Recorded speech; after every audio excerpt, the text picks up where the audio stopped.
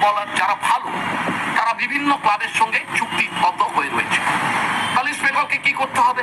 East বেঙ্গলকে এইটা করতে হবে, জুনিয়র ছেলে যা ভারতবর্ষের বুকে আছে, যাদের কোনো কন্ট্যাক্ট নেই হয়তো, তাদেরকে ইস্ট বেঙ্গলে নিয়ে আসতে হবে।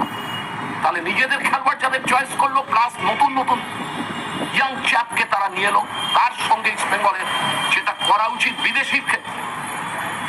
স্বপন বল 1998 সালে ঘানাতে গিয়ে 3 জন খেলোয়াড়কে, 36 দিন উনি ছিলেন, 3 জন খেলোয়াড়কে উনি পছন্দ করে দেখে নিয়ে এসেছিলেন।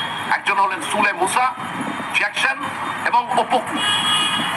ওপোকু 1 বছর খেলে চলে গিয়েছিলেন, উনি আন্তর্জাতিক ফুটবলে অসাধারণ ফুটবল খেলেছেন। তারপর ইস্ট বেঙ্গল ছেড়ে উনি চলে গেছেন, কিন্তু জ্যাকসন এবং মুসা তারা দীর্ঘদিন ভারতবর্ষে ছিলেন, ইস্ট বেঙ্গলে খেলেছেন এবং ইস্ট বেঙ্গলকে বহু সাফল্য এনে দিয়েছেন।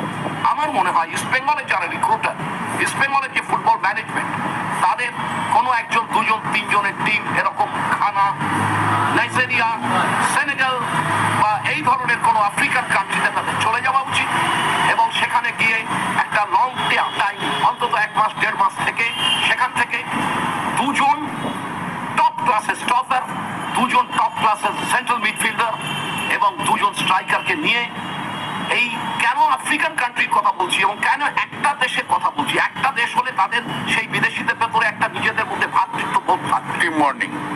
বিভিন্ন দেশের খেলোয়াড়দের যদি সংমিশ্রণ হয়, সেখানে কোচের পক্ষে সকলের সঙ্গে